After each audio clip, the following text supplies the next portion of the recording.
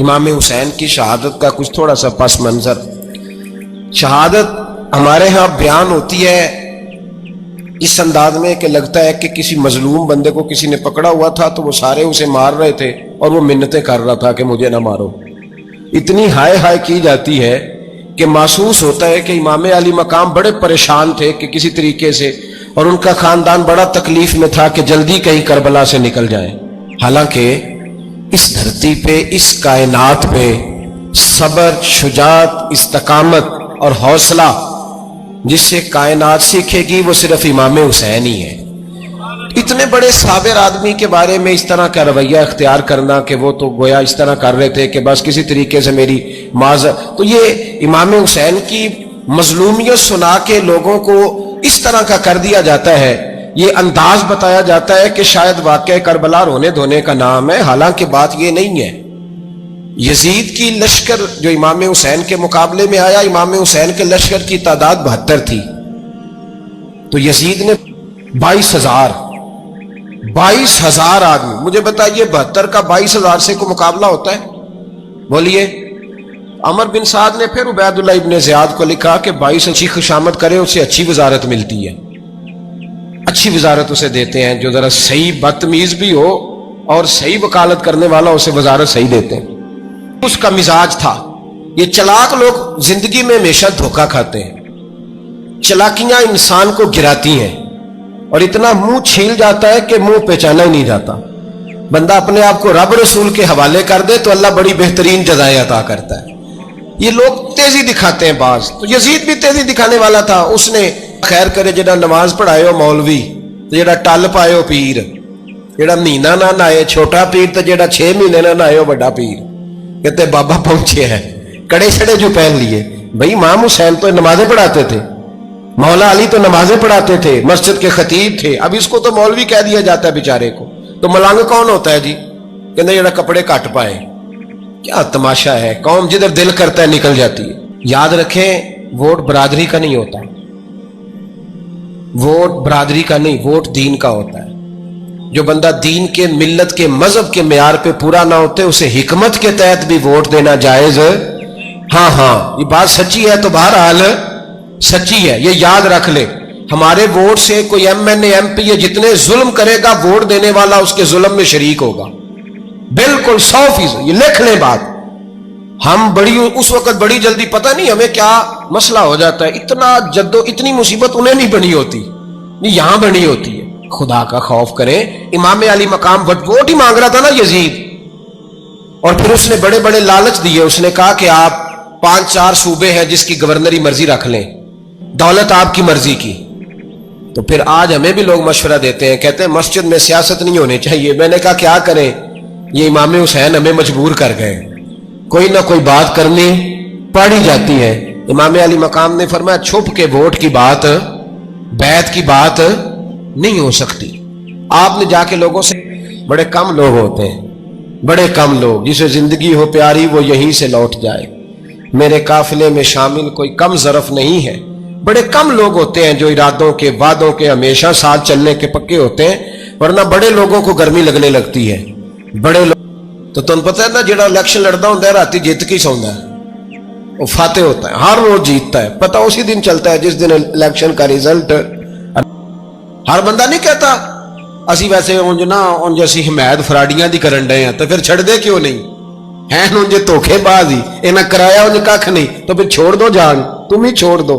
یہ بندہ بات صحیح کر رہا ہے، بندہ ویسے یہ بات صحیح کر رہا ہے، پر اجے حالات نہیں ٹھیک ہے، دے والے بندے ٹھیک نہیں، پر کیا تماشا ہے، کب تک ایسا رہے گا کہ کب تک یہ بات چلے گی؟ بچے ساتھ ہو، صحرا کا علاقہ ہو، تپتی ہوئی ریت ہو، اتنے کٹھن اور سخت حالات، چاروں جانب موت ہی موت، دور دور تک اپنوں کا نام و نشان کوئی نہیں، اور اکیلے فیصلہ کرنے والے امام حسین، باقی سارے بچے ہیں یا عورتیں، سارے بڑے اکیلے۔ عزیز دوستوں، بزرگوں اور بھائیوں، اللہ تبارک و تعالی اس دنیا کے اندر بہت سارے لوگوں کو منصب اور مقام عطا فرماتا ہے۔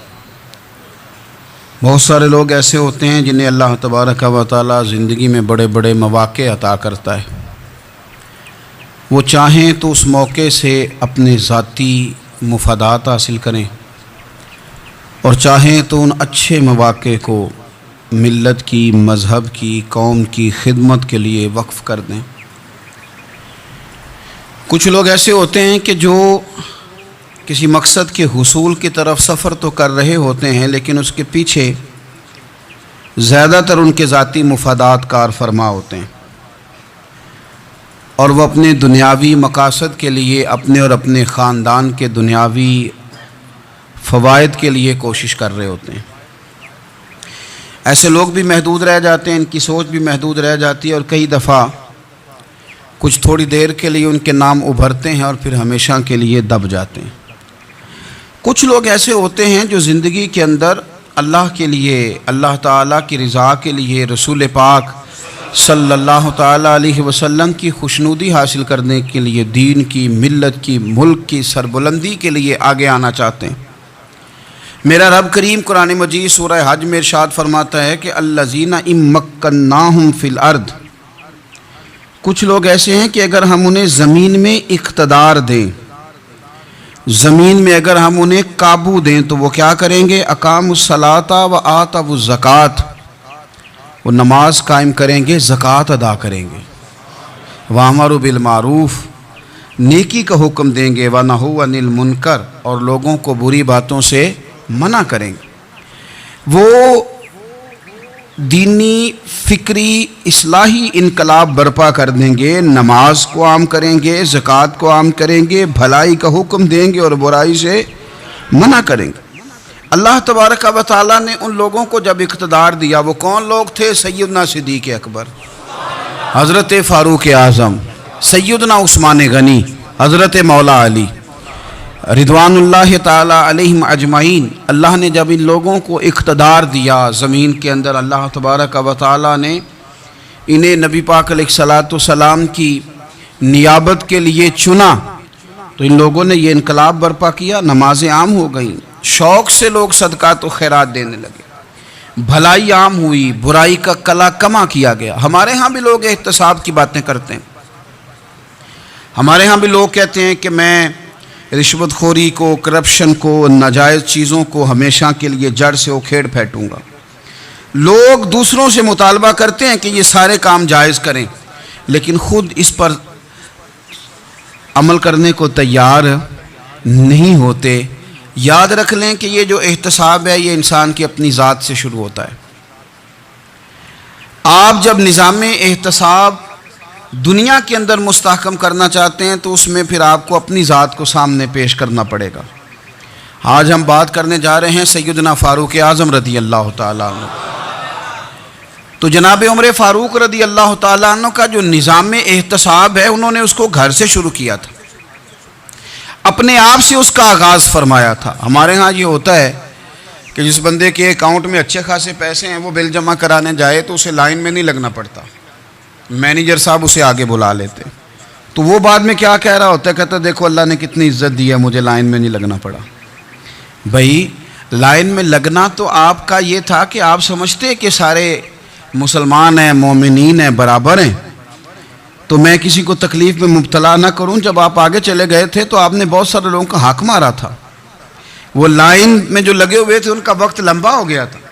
آپ نے تو اپنے آپ کو احتساب کے لیے پیش ہی نہیں کیا، بلکہ آپ نے کہہ دیا کہ جناب میرا تو رتبہ اعلیٰ ہے، لہذا یہ میرا حق بنتا تھا، مجھے تو استحکام ملنا چاہیے تھا۔ یہاں بہت سارے لوگوں نے اپنے حق میں چیزوں کو اور رنگ میں پیش کیا۔ سیدنا فاروق اعظم رضی اللہ تعالیٰ عنہ نے اس نظام احتساب کو اپنے گھر سے شروع فرمایا۔ حضرت عمر فاروق رضی اللہ تعالیٰ عنہ اپنے بچوں سے فرمایا کرتے تھے کہ جب میں حکم لوگوں کو کروں گا نا، اپنی رعایا کو، مسلمانوں کو میں کوئی حکم دوں گا تو تمہیں پہلے اس پر عمل کرنا پڑے گا۔ آپ فرمایا کرتے تھے یاد رکھنا، لوگ تمہیں اس طرح دیکھیں گے، لوگ اس طرح تمہیں دیکھیں گے جس طرح گوشت کھانے والا پرندہ گوشت کو دیکھا کرتا ہے۔ چیل گوشت کھاتی ہے تو کیا کبھی اس کو پیغام بھیجنا پڑا ہے کہ تو آجا یہاں گائے مر گئی ہے، بھینس مر گئی ہے؟ خود بخود اس کی نظر ہوتی ہے، وہ پہنچ جاتی ہے۔ جناب عمر فرمانے لگے میرے گھر والوں، میرے بیٹوں، میری بیٹیوں، میری اہلیہ، لوگ تمہیں اس طرح دیکھیں گے جس طرح گوشت کھانے والے پرندے دیکھتے ہیں۔ لہذا میں جب کسی کو عمل کروں تو پہلے تمہیں اس پر عمل کرنا پڑے گا جب میں کسی کو حکم دوں. آپ فرمانے لگے یاد رکھنا اگر تم نے میرا حکم نہ مانا تو غیروں نے حکم نہ مانا تو انہیں ایک سزا ملے گی، اور اگر میرے گھر والوں نے نہ مانا تو ڈبل سزا ملے گی. تم پر ڈبل سختی کی جائے گی کہ تم نے میری بات کیوں نہیں مانی. یہ نظام احتساب ہے. ہم نہ دوسروں کے بچوں کا گلا کاٹ کے اپنے بچوں کی خوشیاں لینا چاہتے ہیں. ہم چاہتے ہیں کہ دوسروں کے بچوں کے حصوں کا مال میرے گھر میں آ جائے. آ جاتا ہے. کچھ لوگوں کی سیاست چل جاتی ہے، کچھ لوگوں کا فریب اور فراڈ کام کر جاتا ہے، لیکن وہ گھر روشن نہیں ہوتے. ان گھروں میں پیسہ ہوتا ہے پر قرار رخصت ہو جاتا ہے. ان گھروں میں آسانیاں اور وسعتیں تو آ جاتی ہیں لیکن ایک دوسرے کا احترام ختم ہو جاتا ہے. سیدنا فاروق اعظم رضی اللہ تعالیٰ عنہ کا یہ طریقہ تھا کہ وہ اپنے بچوں پر سختی کرتے. آپ ہمارے ملک میں یہ نظام ہے، موجودہ حکمران ہو یا ان سے پچھلے، بچے سب کے ملک سے باہر رہتے ہیں. یہاں رہتے ہیں تو محلات میں، باہر جاتے ہیں تو بڑی بڑی آسائشوں میں. ان کے بچوں کے لیے قانون بھی الگ سے ہیں، قاعدے بھی الگ سے ہیں، اور ہمارے ملک کے اندر تو ایک باقاعدہ پروٹوکول کا سسٹم ہے.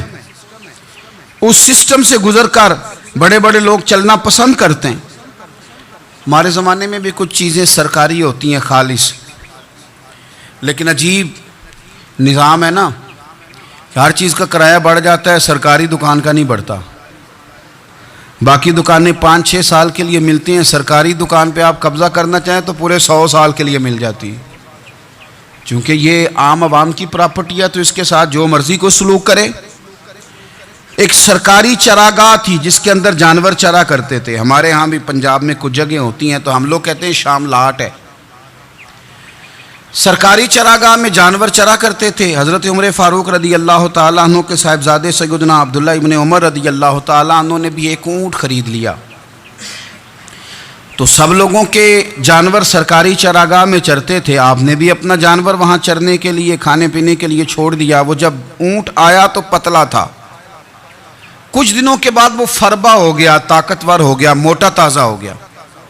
حضرت سیدنا عبداللہ ابن عمر رضی اللہ تعالیٰ عنہ نے بیچا تو وہ ڈبل قیمت سے بھی زیادہ کا بکا، کیونکہ پہلے دبلا پتلا تھا، اب موٹا تازہ فربا ہو گیا.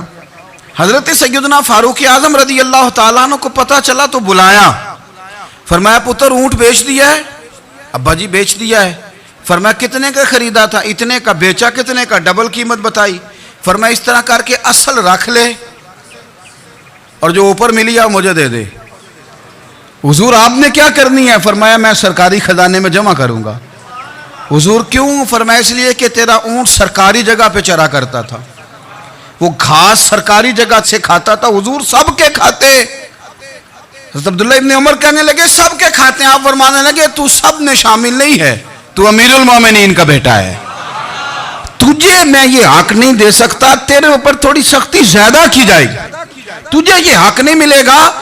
تو اپنے اونٹ کو چونکہ سرکاری چراگاہ میں چرایا کرتا تھا، لہذا تجھے وہ جو اصل رقم یہاں جمع کرانی پڑے گی. ہمارے تو بچے پہلی بات تو یہ ہے کہ بات ہی نہیں سنتے. یہ سب کے بچوں کی بات کر رہا ہوں، وہ ٹیچر کے بچے ہوں، سیٹھ کے بچے ہوں، پیر کے بچے ہوں، امام صاحب کے بچے ہوں، کسی کے بچے ہوں، پہلے تو سنتے نہیں. اور اللہ خیر کرے اگر آپ کوئی سنانا چاہیں تو فوری طور پر وہ ہوم منسٹری کے پاس پہنچ جاتے ہیں، ان کی اماں ان کی وکیل بن جاتی، آپ کہہ ہی کچھ نہیں سکتے، حالات رخ بدل جاتے. اس کا نقصان یہ ہوتا ہے کہ ان کو تراشا نہیں جا سکتا، ان کو ہیرے نہیں بنایا جا سکتا، ان کے اوپر کچھ ایسی میل کچیل چڑھ جاتی ہے جو بڑی عجیب و غریب ہوتی ہے. اور کچھ لوگ ایسے ہوتے ہیں جو خرابی کرنے میں بھی اپنا کردار ادا کرتے ہیں، خرابی کرنے میں. اور بڑے لوگوں سے منسلک ہونے کے لیے لوگ رستے تلاش کرتے ہیں، رستے. میں چونکہ چیزوں کا مطالعہ کرنے کا بڑا شوقین ہوں، تو میری والدہ داخل تھیں کئی سال پہلے ہسپتال میں، تو مجھے اس ہسپتال میں کچھ دن رہنا پڑا. ایک پرائیویٹ ہاسپٹل تھا، تو اس میں انہوں نے جگہ جگہ لکھ کے لگایا تھا ملازمین کو بخشیش نہ دیں. ہم ان کو بڑی اچھی معقول تنخواہ دیتے ہیں، سیلری بڑی عمدہ ہے، تو لوگ بخشیش نہ دیں. میں نے جو مینجمنٹ کے لوگ تھے ہاسپٹل کی، ان میں سے ایک سے میں نے کہا کہ اگر کوئی بندہ اپنی خوشی سے دینا چاہے تو آپ نے بڑا موٹا لکھ کے لگایا برائے مہربانی ان کو بخشیش نہ دیں. اس نے بڑی قیمت، سادہ آدمی تھا پر میری بڑی اس نے مجھے بات بتائی، مجھے نفع ہوا. کہنے لگے مولوی صاحب جب کچھ امیر لوگ ہسپتال میں مریض لے کے آتے ہیں تو وہ صفائی والے کو پہلے ہی 500 روپیہ دکھا لیتے ہیں آتے ہی. پھر وہ جیسے آواز دیتے ہیں صفائی والے فٹافٹ اندر آتے ہیں، ان کا کمرہ صاف کرتے ہیں. تو سارے تو بیچارے اتنے مالدار نہیں ہوتے کہ آتے ہی پہلے کام والے کو 500 دیں. پھر نقصان کیا ہوتا ہے کہ یہ جن کی ذمہ داری ہے بہت ساری ڈیوٹیاں کرنے کی، یہ ڈیوٹی نہیں کرتے. یہ پلٹ کے ان کے طرف دیکھتے ہیں جن کے گھر سے سالن صحیح آتا ہے، ادھر ان کی توجہ زیادہ ہو جاتی ہے. جو نوٹ ان کو زیادہ دکھاتے ہیں، جو پھل لے کے آتے ہیں تو آدھا ان کو دیتے ہیں. تو ہم یہ کہتے ہیں یہ کام ہی نہ کرو، یہ اپنی تنخواہ پہ کام کریں تاکہ ہر آنے والے کا درد سمجھیں، ہر ایک کو یکساں یہ سروسز فراہم کریں. تو ہم یہ کام کرتے ہیں. ہم ایم پی اے کے اور کسی سے ہمارا تعلق نہ بنے تو ہم جناب اس کے ڈرائیور سے ہی تعلق بنا لیتے ہیں. ہم وہ جو آپریٹ کرنے والا ہوتا ہے ٹیلی فون، اسی سے بڑا تعلق بناتے ہیں، اس کو مٹھائی کا ڈبہ جلدی پہنچا دیتے ہیں. تو اسی طرح سے بڑے لوگوں کی اولادوں کو بگاڑا جاتا ہے. حضرت عاصم بن عمر رضی اللہ تعالیٰ عنہ، یہ سیدنا فاروق اعظم کے بیٹے تھے. مصر گئے تو لوگوں کو پتا چلا حضرت عمر کے بیٹے آئے. لوگوں نے تحفے دیے، بڑی بڑی چیزیں آپ کو دی. حضرت عمر کا بیٹا آیا، بڑے گفٹ دیے. تو صاحبزادے واپس آئے تو ان کے پاس بڑے تحائف تھے. سیدنا عمر فاروق رضی اللہ تعالیٰ عنہ نے دیکھا تو فرمایا ادھر لانا تحفے. کہا ابا جی لوگوں نے مجھے دیے ہیں. فرمایا تو نے کیوں بتایا تھا کہ میں امیر المومنین کا بیٹا ہوں؟ کہا حضور ان کو ویسے ہی پتہ چل گیا. فرمانے لگے پتر یہ تحفے تمہیں اس لیے ملے ہیں کہ تم امیر کے بیٹے ہو، یہ تحفے تمہارا حق نہیں، چونکہ تمہیں اس کرسی کی وجہ سے ملے ہیں اور یہ کرسی مسلمانوں کی ہے، لہذا یہ حق بھی مسلمانوں کا ہی ہے. یہ لا سارے مال غنیمت میں جمع کیے جائیں گے.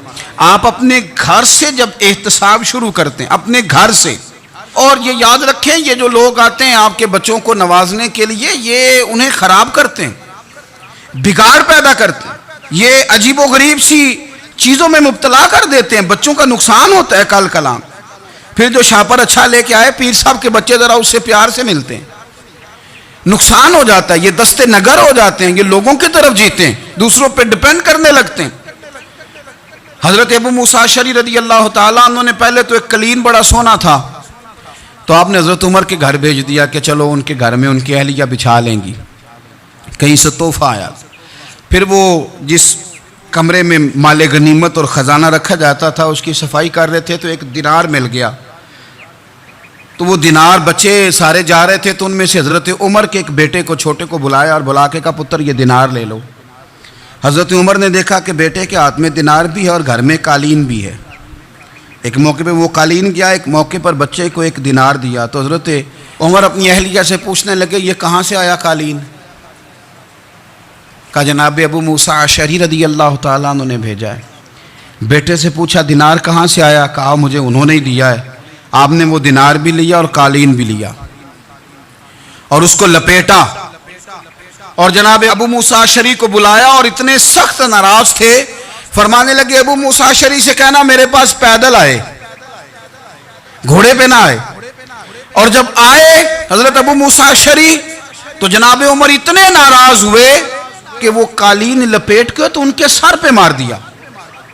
فرمانے لگے پکڑو اپنا دینار، تمہیں پورے مدینے میں میرے بیٹے کے علاوہ کوئی اور نہیں ملے تھا جسے تم خراب کر سکو، میرا پتر ہی ملا تھا بگاڑنے کی. کس نے اجازت دی تم میرے بیٹے کو دینار دو؟ کیوں لائے تم میرے گھر میں قالین؟ حضرت عمر فاروق رضی اللہ تعالیٰ عنہ فرمانے لگے میں زمین پہ سونے کا عادی ہوں، زمین چٹیل بھی ہو تو رب کا بندہ بن کے سوتا ہوں تو اللہ مجھے آرام اور سکون کی نیند عطا فرما دیتا ہے. مجھے تمہارے مخملوں کی اور قالینوں کی ضرورت نہیں ہے. احتساب یہاں سے شروع ہوتا ہے بھائی. یہاں ہم نہ اپنے گھر میں بیٹھ کے مایوس باتیں کرتے ہیں اور فلانے کے بچے کہاں پہنچ گئے، فلانے کے بعد بڑا پیسہ آ گیا، میں کچے مکان میں رہوں، میں یہ کروں، دیکھو مجھے نہیں سہولی. یہ تو آپ مایوسی والی باتیں کر رہے ہیں، یہ تو آپ کمزور باتیں کر رہے ہیں.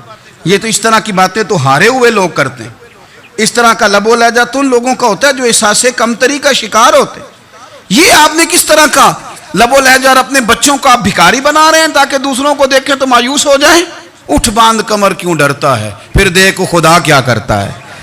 آپ کا جو احساس ہے وہ اتنا خوبصورت ہو، آپ کے لہجے کے اندر اس قدر ٹھہراؤ ہو، آپ کو اطمینان آ چکا ہو، اور آپ کے بچے کبھی بھی کمپیریزن نہ کریں اپنا کسی کے ساتھ، کبھی بھی انہیں کرنے نہ دیں آپ کبھی، وہ کبھی یہ بات نہ کریں کہ فلانے زیادہ اچھا کھاتے پیتے ہیں تو ہم کدھر ہیں، کرنے نہ دیں انہیں بتائیں کہ بیٹا اپنی مٹی پہ چلنے کا سلیقہ سیکھو، سنگ مرمر پہ چلو گے تو پھسل جاؤ گے، ان کو بتائیں کہ جو تمہارے پاس ہے یہ خدا کا عطیہ ہے، اسی پر تم نے قناعت کرنی کبھی بھی۔ حضرت زید بن حارثہ سے نبی پاک صلی اللہ علیہ وسلم کو بڑا پیار تھا، پھر ان کے بیٹے حضور کے غلام زادے حضرت اسامہ بن زید کے ساتھ بھی حضور بڑا پیار کرتے، لیکن یہ تو مسلمہ حقیقت ہے نا کہ عظمت اور شان تو سیدنا فاروق اعظم کی زیادہ ہے۔ امت کا اتفاق ہے کہ نبیوں کے بعد سب سے بڑا درجہ جناب صدیق اکبر کا، اور پھر اللہ نے مقام عطا کیا حضرت فاروق اعظم کو، یہ بڑے لوگ تھے۔ ایک دفعہ مال تقسیم ہو رہا تھا تو حضرت عمر رضی اللہ تعالیٰ عنہ نے نا حضرت اسامہ بن زید کو 4000 دینار دیے اور اپنے بیٹے عبداللہ ابن عمر کو 3000 دینار دیے۔ تو حضرت عبداللہ ابن عمر گھر جا کے کہنے لگے ابا جی اسامہ میں وہ کون سی خوبی ہے جو میرے اندر نہیں، اور اسامہ کے باپ میں وہ کون سی خوبی ہے جو آپ کے اندر نہیں۔ تو حضرت عمر کی عاجزی دیکھیے، حالانکہ بالاتفاق دنیا جانتی ہے کہ جناب عمر فاروق رضی اللہ تعالیٰ عنہ افضل ہیں، پھر بھی پتہ اپنے بیٹے سے کیا کہتے ہیں، فرماتے ہیں او سن یار وہ خدمت گزار ہیں نبی پاک کے، وہ بھی حضور کے گھر میں ڈیوٹی کرتے، نوکری کرتے، اور ان کے بیٹے بھی حضور کی نوکری کرتے، یہ خدمت گزار ہیں۔ فرمانے لگے اگر تو نے پوچھ لیا تو سن، پھر میری تو رائے یہ ہے کہ تیرے سے زیادہ اسامہ بن زید حضور کی نظر میں پیارے ہیں، اور اسامہ کا باپ تیرے باپ سے زیادہ نبی پاک کا پیارا ہے۔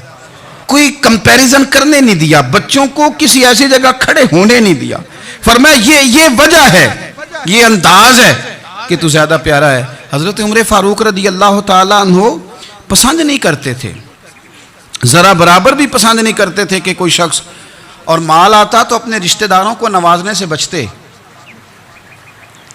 مال غنیمت آتا ہے نا، ہمارے ہاں تو اللہ خیر کرے جب کوئی بندہ کونسلر بنتا ہے، چیئرمین بنتا ہے تو ٹھیکہ کس کو دیتا ہے؟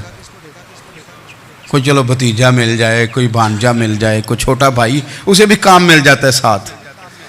نوازنے پہ لوگ آتے ہیں تو وہ تلاش کرتے ہیں کہ کہاں کہاں کو میرا ہے، وہ ٹینڈر ہی ان کے نام کے پاس ہوتے ہیں جن کی طرف ذرا نظر کرم زیادہ ہوتی۔ حضرت عمر فاروق مال تقسیم کر رہے تھے تو بیٹی آگے کہنے لگی ابا جی رشتہ داروں کا بھی حق ہوتا ہے، آپ سب کو دیتے ہیں، آپ کے قریب ہی نہیں آتے۔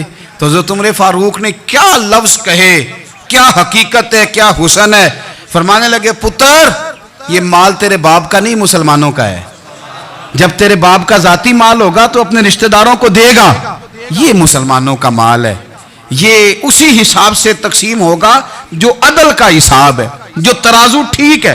فرمایا تو مجھے یہ مشورہ نہ دے، یہ مسلمانوں کا مال۔ یہاں سے نظام احتساب شروع ہوتا ہے، یہاں سے انسان آگے بڑھتا ہے، اور پھر کوئی تکلف نہیں کسی پر حضرت عمر کا، کوئی چھوٹا ہے یا بڑا ہے۔ حضرت ابو سفیان رضی اللہ تعالیٰ عنہ سردار رہ چکے ہیں مکے کے، بڑے آدمی، لیکن نظام احتساب میں کوئی چھوٹا بڑا نہیں ہوتا۔ حضرت عمر فاروق مکہ مکرمہ گئے تو لوگوں نے کہا حضور جناب ابو سفیان نے نا گلی میں پتھر رکھے اور بہت سارے لوگوں کو رستوں میں تکلیف ہو رہی ہے، تو حضرت ابو سفیان رضی اللہ تعالیٰ عنہ سے بھی لوگ کہہ دیتے تو وہ بھی اٹھا دیتے، لیکن لوگوں نے چونکہ وہ سردار تھے، بڑے تھے، تو لوگوں نے ان سے کہا نہیں۔ حضرت عمر جب آئے تو کہا تو جناب عمر نے پرواہ نہیں کی، خود آئے جناب ابو سفیان سے کہا یہ پتھر آپ نے رکھے؟ کہا حضور ہاں۔ فرمایا یہ بھی اٹھائیے، یہ بھی اٹھائیے، یہ بھی اٹھائیے۔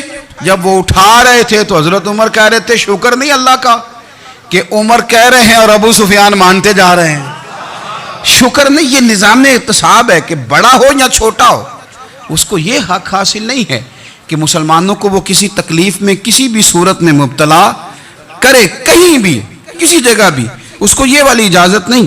حضرت سیدنا عمر فاروق رضی اللہ تعالی عنہ۔ پھر ایک اور بات تھی، میں کئی دفعہ یہ بات کہتا ہوں اور مجھے ذاتی طور پر اس کا بڑا تجربہ ہے. کچھ لوگ نا خوشامد پسند ہو جاتے ہیں, بڑی عمدہ تعریف کرتے ہیں, اوئے ہوئے ہو پول باندھتے ہیں پورے, آپ کے پاس آئیں گے تو کہیں گے جناب آپ سے زیادہ اچھا بندہ ہی کوئی نہیں. تو وہ نا آپ سے کام نکلواتے ہیں, پھر وہ کسی دوسرے کے پاس جاتے ہیں تو اسی طرح کا رویہ وہ دوسروں کے ساتھ کرتے ہیں. یہ عام لوگوں میں بھی مرض ہوتا ہے, عام لوگوں میں بھی. اور بادشاہ ہو بندہ اگر, پھر تو اس کا دل کرتا ہے میں اگر بادشاہ سلام ہوں تو 2-4 بندے دیہڑی پہ رکھ لوں پر میری تعریف ضرور کریں. پابندی ہوتی ہے, لوگ یہ کام بڑے شوق سے کرتے ہیں. اور شیخ سعدی فرمایا کرتے تھے لکڑی کو گھن کھا جاتی ہے اور بڑے لوگوں کو خوشامد کھا جاتی ہے خوشامد. حضرت عمر فاروق رضی اللہ تعالیٰ عنہ اس معاملے میں بھی بڑے مضبوط تھے. ویسے مجھے اور آپ کو اچھا کون لگتا ہے؟ ہماری غلطیاں بتانے والا. ہمارے ایسا فرمایا کرتے تھے اپنے دشمنوں کی باتوں پر بھی غور رکھو, تمہارے دشمن تمہیں نکھار دیتے ہیں. تمہارے اندر جو کوتاہیاں ہوتی ہیں وہ تمہیں پتہ چل جاتی ہیں کہ یہاں میری اصلاح ہو رہی. ان پر غور کرو وہ کیا کہتے ہیں. حضرت عمر فاروق کی تعریف کی ایک بندے نے, کمال تعریف کی.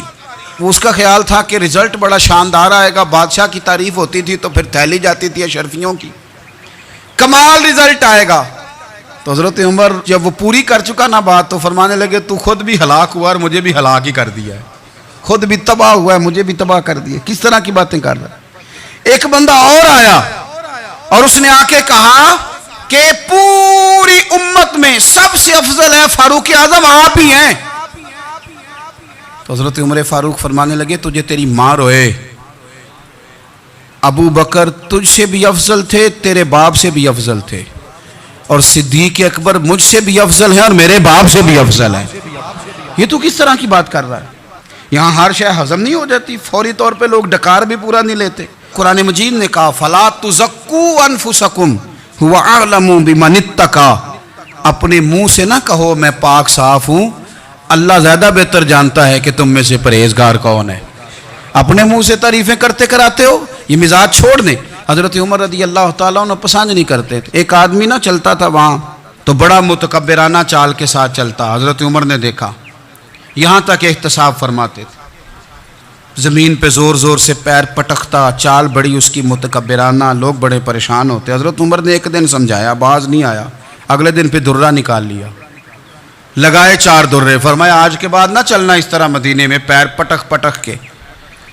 اس وقت تو اسے غصہ لگا, لیکن کچھ دیر کے بعد نا جب غصہ اترا تو حضرت عمر کے پاس آیا, کہنے لگا حضور اللہ آپ کا بھلا کرے, آپ نے درے نہیں مارے, آپ نے تو شیطان بھگا دیا جو میرے ساتھ چمٹا ہوا تھا. چمٹا ہوا شیطان آپ نے مجھ سے بھگا دیا. یاد رکھیں مسند امام احمد بن حنبل میں حدیث ہے, اللہ کے پیارے رسول صلی اللہ علیہ وسلم فرماتے ہیں جو دنیا میں متکبرانہ چال کے ساتھ چلتا ہے نا, قیامت کے دن وہ اللہ سے اس حال میں ملے گا کہ رب اس سے ناراض ہوگا. متکبرانہ چال سے نہیں چلیں گے. تو حضرت فاروق اعظم رضی اللہ تعالیٰ عنہ کا یہ طریقہ تھا کہ آپ خیال کرتے, اور پتہ کس طرح کا آپ کا مزاج تھا. فرماتے تھے تقسیم کرو, دوسروں کا بھی خیال رکھو. جس طرح بندہ دیوانہ وار نہیں لوگوں کا خیال رکھتا کہ بندہ بگڑے کوئی نہ, دیوانہ وار. کچھ لوگ تبلیغ کرتے ہیں رسمی, اور کچھ لوگ ایسے ہوتے ہیں جو لوگوں کی اصلاح میں دیوانے ہو جاتے ہیں. ان کی خواہش ہوتی ہے یہاں بھی بندہ ٹھیک ہو جائے, یہاں بھی بندہ ٹھیک ہو جائے, یہاں بھی بندہ ٹھیک ہو جائے. کچھ لوگ کڑی نگرانی کرتے ہیں کہ انسان بگڑنے نہ پائے. حضرت عمر فاروق رضی اللہ تعالیٰ عنہ نا گوشت والی دکان کے پیچھے جا کے بیٹھ گئے کئی دنوں تک. وہ کہنے لگا حضور یہاں کیا ہے؟ فرمایا تو اپنا کام کرنا. گوشت والی دکان پہ بیٹھے, کام کر اپنا, نگرانی کرنے لگے حضرت عمر. پھر آپ نے نا وہ بندے پکڑ لیے. کون؟ جو 2 دن مسلسل گوشت خریدنے آئے, پکڑ کے کھڑا کر لیا. فرمایا تو کل بھی گوشت لینے آیا تھا؟ حضور ہاں. فرمایا آج پھر کھائے گا؟ حضور جی. تو آپ فرمانے لگے کیا تیرے محلے سے غربت ختم ہو گئی ہے؟ تیرے رشتہ دار سارے پیٹ بھر کے کھاتے ہیں, تو 2 دن گوشت لینے آتا ہے؟ فرمایا آج کے بعد مسلسل گوشت لینے آیا تو درے سے ماروں گا, خبردار یہ کام نہ کرنا. یہاں تک نظام احتساب کا جب خیال رکھا جائے پھر حالات بگڑا نہیں کرتے, پھر وہ قابو میں رہا کرتے. حضرت عمر فاروق رضی اللہ تعالیٰ عنہ اس ترتیب کے ساتھ اصلاح کرتے، اس ترتیب کے ساتھ سیدنا فاروق اعظم اللہم صلی علی سیدنا و مولانا محمد بقدر حسنہ و جمالہ و جودہ و نوالہ و صحبہ و آلہ اللہم صلی علی سیدنا و مولانا محمد معدن الجود والکرم و آلہ و صحبہ و بارک وسلم یا ارحم الراحمین یا ارحم الراحمین یا قاضی الحاجات یا مجیب الدعوات یا حلال المشکلات یا دافع البلیات یا مسبب الاسباب یا قاضی الحاجات یا رحمان یا اللہ یا کریم یا اللہ یا ستار یا اللہ یا غفار یا اللہ یا کریم یا اللہ یا عزیز یا اللہ یا ستار یا اللہ۔ اے ہمارے پروردگار، 10 سال پورے ہو گئے خدا بندہ، ایک چھوٹا سا پیغام تھا، تو نے فضل فرما دیا۔ اے اللہ، ہم پلٹ کر جب دیکھتے ہیں تو 1% بھی ہم اس قابل نہیں کہ تیرے دین کی کوئی بات کر سکیں، کوئی پیغام دے سکے۔ اللہ، کئی سالوں سے یہ دوست صبح کی نیند چھوڑ کے یہاں حاضر ہوتے رہے، مائیں، بہنیں، بچیاں، بوڑھے، بچے، اے اللہ، بندوبست کرنے والے سب سے پہلے آتے رہے۔ خدا بندہ، تیرے قرآن مجید کو پڑھا ہے، ہم کمزور تھے، بس تیری دی ہوئی توفیق سے پڑھا ہے۔ خدا بندہ، ان میں سے ایک بات بھی تجھے پسند آئی ہے تو ہمیں معاف فرما دے، ہم سے درگزر فرما، ہمارے حال پہ رحمت فرما۔ رمضان آیا تھا، پھر بیت رہا ہے، اللہ ہماری کمزوریاں، ہماری کوتاہیاں پھر ایک دفعہ پیش نظر ہیں۔ اے عرش و فرش کے مالک، برے ضرور ہیں، کمزور ضرور ہیں، گناہگار ضرور ہیں، پر تو ہمارے دلوں کے حال جانتا ہے، ہم تیرے غدار نہیں ہیں۔ اے اللہ، ہم صحیح ہونا چاہتے ہیں، ہماری نیتیں بھی ٹھیک ہیں، ارادے بھی ٹھیک ہیں، عمل میں کمزوری ہے، ہم پر ایک رحمت کی نظر کر دے، ہم پر ایک رحمت کی نظر کر دے۔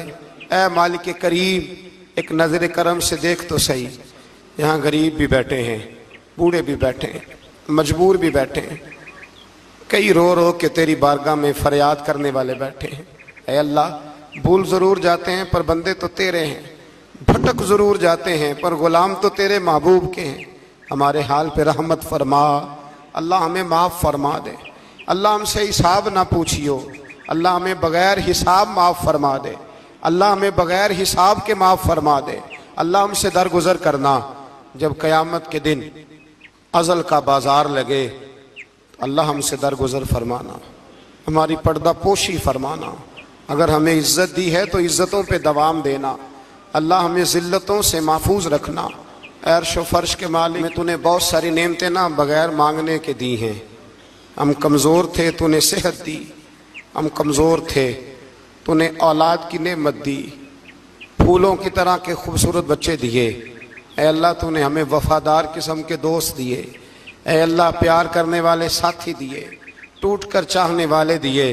اے اللہ، تو نے بغیر مانگے ہمیں نیک صالح استاد دیے، بزرگ دیے، شیخ دیے۔ اے اللہ، بغیر کسی لالچ کے پالنے والا باپ دیا، شفقت کے بازو پھیلانے والی ماں دی۔ ہم تیرا شکر ادا نہیں کر سکے، اللہ ہمیں شکر کی توفیق عطا فرما دے، اللہ ہمیں شکر کی توفیق عطا فرما دے، اللہ ہمیں شکر کی توفیق عطا فرما دے۔ اللہ، اگر ہم بھول جائیں تو ہم سے درگزر فرما۔ اے اللہ، ہمارے حال پہ رحمت فرما۔ میں صبح دیکھتا رہا کس طرح بوڑھی مائیں گاڑیوں میں بیٹھ کے آتی ہیں، بہنیں گاڑیوں میں بیٹھ کے آتی ہیں۔ اللہ، ان بیچاریوں کے کئی دکھ بھی ہیں، ان کی کئی تکلیفیں بھی ہیں، یہ کئی جگہ آزمائش کا شکار ہے۔ ایک بزرگ فون کر کے کہہ رہے تھے بیٹی بڑی پریشان ہے، اللہ کریم سب پہ اپنا فضل فرما دے۔ ہم دنیا کے دھتکارے ہوئے تیرے دروازے پہ آ کے بیٹھ جاتے ہیں، ہماری مدد فرما، ہمیں لوگوں کا محتاج نہ فرما۔ اے اللہ، یہ بوڑھے بیمار لوگ جو صبح چل کے تیرے اور تیرے محبوب کی رضا کے لیے آتے رہے، ان کے قدموں کو قبول فرمانا، ان کی کوششوں کو قبول فرمانا۔ اللہ، معذور بزرگ بیچارے لاٹھیوں کے سہارے یہاں تک پہنچ کر تیرے دین کی بات سنتے رہے، ان کے حال پہ کرم فرما، ان پہ رحمت فرما، ہم سے درگزر فرما، ہمارے ساتھ معافی والا معاملہ فرما۔ اے اللہ، مائیں، بہنیں، بچیاں بیچاری اللہ شوق سے ذوق سے آتی رہیں، खुदावंदा इनके दुख दूर फरमा दे, इनको आजमाइशों से निकाल दे। जो बेचारियां औलाद के लिए रोती हैं और कहती हैं एक बेटी ही मिल जाए, ससुराल में रहने के काबिल हो जाऊं, अल्लाह उन पे रहम फरमा दे। जो जिस हाल में परेशान है उसकी मदद फरमा दे। तेरे महबूब की उम्मत बड़ी परेशान है। ऐ अल्लाह, खत्म कुरान का मौका है, रमज़ान की जाती हुई घड़ियां हैं। ऐ अल्लाह, पूरी दुनिया में रसूलुल्लाह के गुलामों का खून बह रहा है। ऐ अल्लाह, इतनी बड़ी दुनिया में बर्मा के मजबूरों को रहने को जगह नहीं मिल रही। सालों बीत गए, कश्मीर की बच्चियां रोती हैं, अल्लाह तीन की माएँ पुकारती हैं, पाकिस्तान की सड़कों पे रोज खून बहता है। हमने बड़ी बड़ी कोशिश करके बड़े बड़े लोगों के वादों पे एतबार किया। ऐ अल्लाह, अब तू हमारी मदद फरमा, हमारी मदद फरमा, गरीबों की मदद फरमा, यतीमों की मदद फरमा। ऐ अल्लाह, जो सड़कों पे झोंपड़ियों में है उनकी मदद फरमा। ऐ अल्लाह, जो बेचारे छाबड़ी फरोश हैं उनकी मदद फरमा, जहाँ जवान बच्चियाँ हैं उनकी मदद फरमा। ऐ अल्लाह, गरीबों की मदद फरमा, मजबूरों की मदद फरमा। ऐ अल्लाह, तंगदस्त लोगों की मदद फरमा, बीमारों को शिफा दे दे, मकरूजों को कर्जों से रिहा कर दे, तंगदस्तों को वुस्सत दे दे। हमारे वो मशाइख, हमारे वो बुजुर्ग, इन्होंने हमें यहाँ तक पहुँचाया, उनकी कब्रों पे रहमतों का नुज़ूल फरमा, उन पे करम नवाजियाँ फरमा। जिनके अजीज़ों रिश्तेदारों में से कोई दुनिया से चला गया है, अल्लाह, जिनके माँ बाप रुखसत हो गए, उनकी कब्रें नूर से भर दे, रहमत से भर दे। रब्बना इग़फिर ली व लिवालिदैया व लिलमुमिनीन यौम यक़ूमुल हिसाब। ऐ अल्लाह, ज़िंदगी में जब मौत का वक्त आए ना तो हमें कलमे की तौफीक अता फरमाना, हमें बेईमानी की मौत से महफूज रखना, ईमानदार मारना हमें। अल्लाह, हमारी आखिरत की मंज़िलों पे अपना फजल रखना, हमसे सख्त हिसाब न लेना। ऐ अल्लाह, बस खार हैं, बदकार हैं, डूबे हुए ज़िल्लत में, कुछ भी हैं मौला तेरे महबूब की उम्मत से। रब्बिग़फिर वरहम अंत खैरुर राहिमीन व सल्लल्लाहु तआला अला हबीबिही सय्यिदिना व मौलाना मुहम्मदिन।